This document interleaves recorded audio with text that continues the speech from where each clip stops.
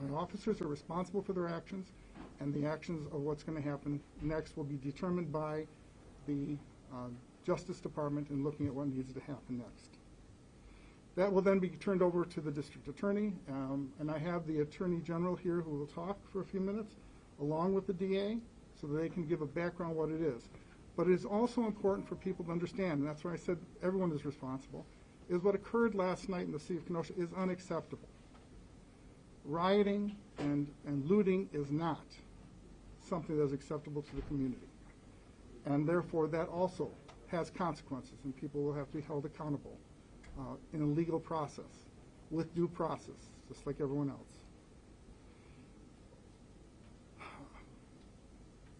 Our heart goes out to Jacob Blake's family. I cannot think of anything that is harder than what just occurred to them and how that impacts them. And so the commitment that I make to everyone, make to their family, to the officer and everyone else, is justice will be served, people will be held responsible for their actions, and we will know the truth. And that truth will be out to the public so the public has that access. With that, I'm going to now turn it over to Alderman Kennedy, who is the alderman of the district where this occurred. I do want to mention, however, I have a number of aldermen here in support, along with the state representatives, state senator, and county board supervisors. So all are here to bring forward to you what is, we believe, a united front to make sure that people are treated fairly and that justice will be done. So with that, I'll turn it over to Anthony. Yeah. Is Jim Cruiser still up there? Oh, Jim. So with that. You want to call him Jim Cruiser?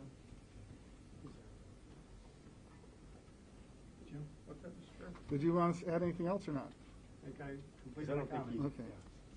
All right. At this time, we had some faith-based groups that were going to be here, and I'm afraid we may have lost them in the getting them here. So I would like to call on Anthony Davis, NAACP. Is Anthony here? Okay. Urban League, James Hall. Did Jim make it in? Boys, okay. Yolanda, you are next with. None of them made it. This time, introduce Yolanda Adams. Yolanda. Hello, and thank you for being here. And again, we offer our apologies for the confusion. We know that the community is hurting, and I want to speak on behalf of the civil rights organizations. We're Daryl Modine, National President for Forward Latino, Wendell Harris, the State President for the NAACP Wisconsin State Conference of Branches, Anthony Davis, the President of the local branch, Kenosha branch of the NAACP, Nancy Hernandez, the President of the League of United Latin American Citizens Council 339, Yoger Aguilar, President of LULAC Council 354, Adeline Green, of the Coalition for Dismantling Racism, and James Hall, the CEO of the Urban League of Racine and Kenosha.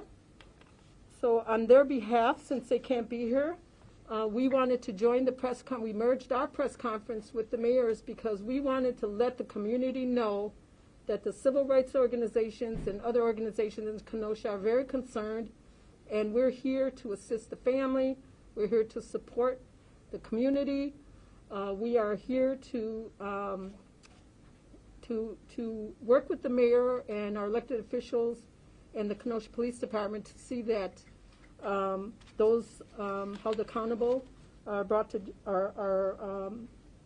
that we have a fair and equal process during the investigation. That's going to be an independent investigation. So our civil rights organizations are here.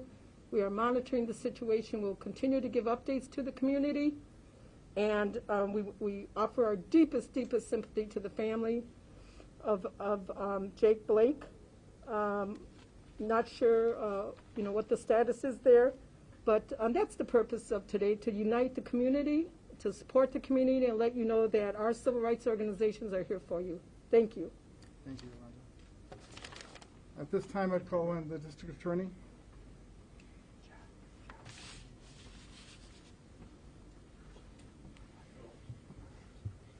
Thank you, everyone. I just want to note on this sort of tragic day, the circumstances that this community has where one of our individuals was tragically shot. Now the community is expressing anger and rage, and the healing has not yet been able to begin in our community. So I want to talk briefly about the process by which we now try to get justice for all the parties who are involved in this case, and that includes not only Mr. Blake, but the officers at the scene as well. That process is mandated by statute, so the way that process works is to specifically have a chance for people to have an investigation that is neutral, that is fair, and that is thorough. And so what happens now is, by statute, the KPD, the Kenosha Police Department, has asked for the Division of Criminal Investigation, DCI, to be the investigating agency. We are fortunate that the investigators at DCI are persons who are the most experienced in the entire state at being able to conduct investigations of officer-involved shootings. They are also a completely independent agency. And so what happens right now is that investigation has begun, but it's at its earliest stages. When that investigation is completed, and I'll ask the Attorney General, who's here, to talk to you about that part of the process. Then the investigation results, so the materials gathered, will be given to the Kenosha District Attorney's Office. I have been, and at that point we'll review those things, and really the District Attorney's Office is tasked with something very narrow. We're asked to make two determinations based on the evidence that is presented. One, did any officer in this case commit any crimes? And two, are there any crimes that we believe were committed that we can prove beyond a reasonable doubt? If those two things are concluded as a yes, then criminal charges would be brought at the end of that process. If for some reason that is not the determination, then in the spirit of transparency, what is then demanded and what will happen is that all of the materials that the District Attorney's Office reviewed will then be immediately available to the public so that they'll be able to make their own conclusions. And the District Attorney's Office, in fact, will, in writing, explain any conclusions that we get out of the evidence. The U.S. Attorney's Office, the federal prosecutors, have reached out offering their assistance today. It's my hope that they will do a parallel civil rights investigation, so the feds also police and prosecute any alleged police misconduct.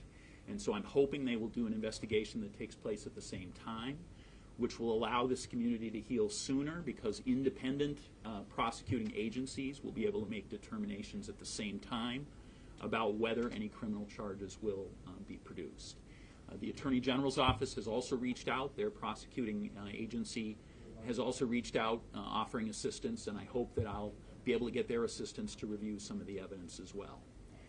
We're going to try to do this as quickly as we can from the District Attorney's Office, but what is necessary for everyone to remember is that these kind of huge decisions in a community that's hurting badly as we are today are not decisions that can be made in haste, and they are not decisions that can be made before we have the complete information to make fair and just decisions. So we expect to do that. We expect this process to continue. And we ask people to be as patient as they can. We support all advocacy that is peaceful. I've had thousands of emails today from people who are quite appropriately expressing their strong feelings about this case. There are people advocating in the streets and doing that peacefully, and we also applaud and agree with their right and their ability to have a real conversation about this case. For the destruction of property, that's not a part of that conversation. And so we ask people for every bit of patience they can muster in these difficult times, and appreciate you all being here.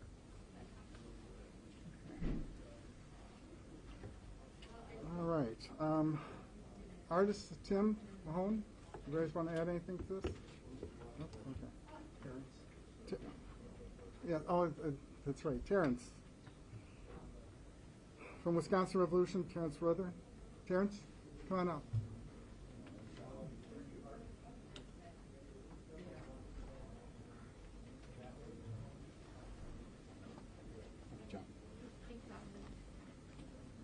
I just want to make a brief comment this afternoon. First, I want to thank the mayor, city of Kenosha, the county, for inviting me to speak. I'm not an elected official. I'm a citizen, much like those that you see outside in the streets, in this room right now. I understand in the most intimate of ways the anger and the fear and the frustration that we see on our streets.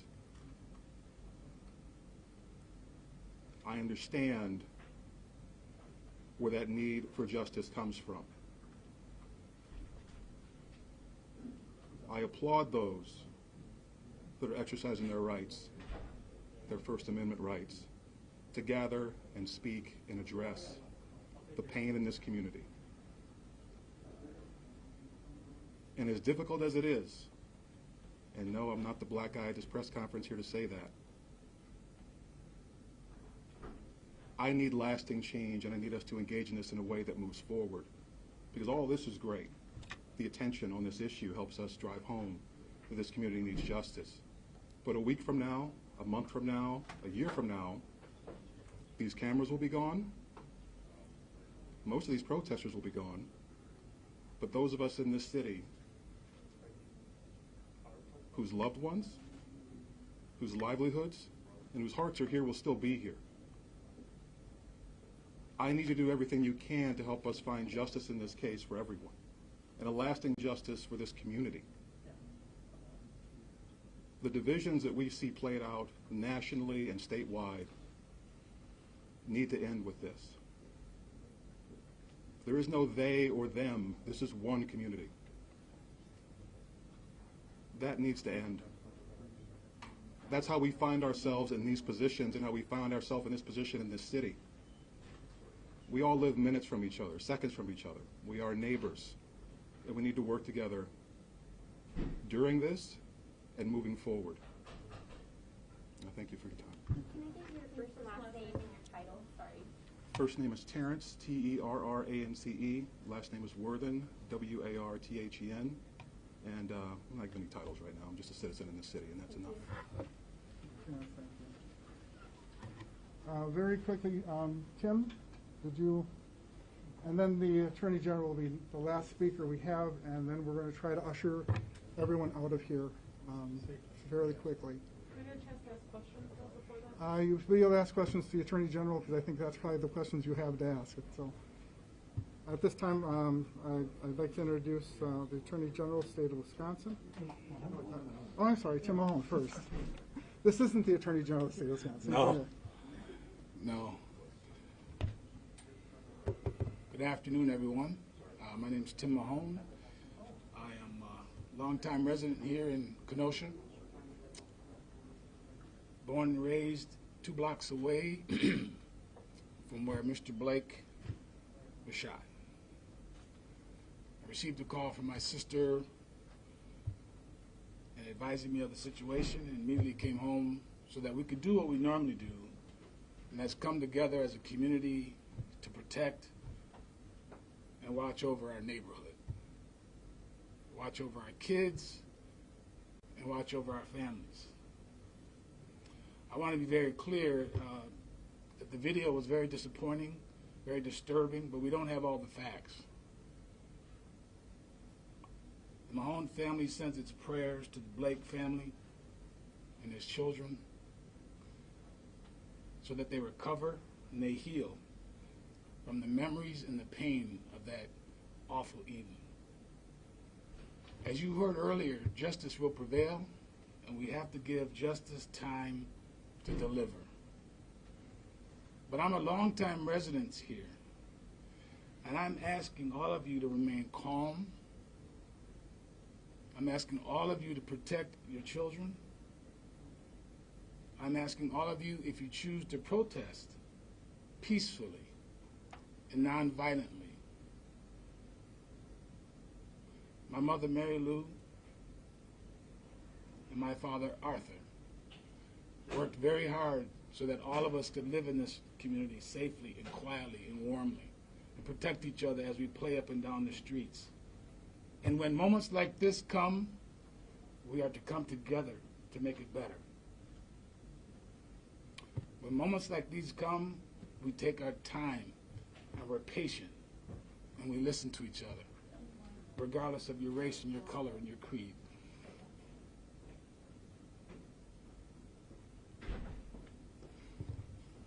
Yes, I'm hurt.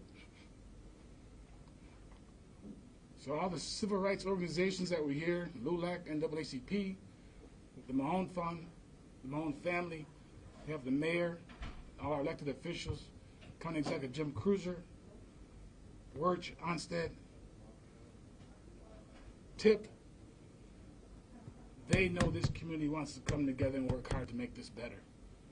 Please don't destroy our community.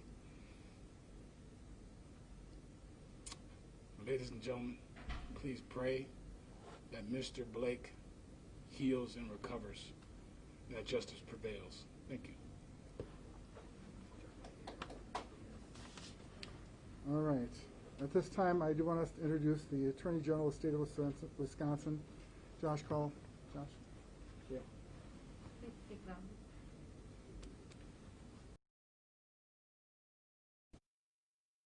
Leaders who are here and speaking about the important issues that this community is facing. First, I want to start with what the role of the Wisconsin Department of Justice is in the investigation relating to the officer-involved shooting that happened yesterday in Kenosha. Under Wisconsin law, in certain cases, an independent investigating agency is brought in to conduct investigations. In this case, as in many other cases involving officer-involved shootings, the Wisconsin Department of Justice has been brought in, and our role is to be an independent investigating agency.